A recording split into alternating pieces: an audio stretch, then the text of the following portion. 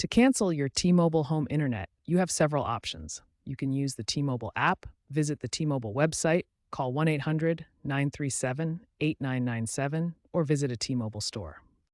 You don't need to visit in person, making cancellation accessible from anywhere. Make sure to cancel your service before the next billing cycle to avoid extra charges. Get a return label for the gateway to ensure proper return.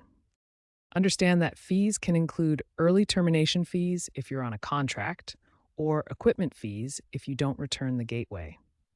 Return the gateway within 30 days of cancellation to avoid a $100 to $200 equipment fee. T-Mobile will inspect it upon return to ensure it's undamaged. Use the prepaid UPS label to ship back the gateway or drop it off at an authorized T-Mobile store to complete the return process.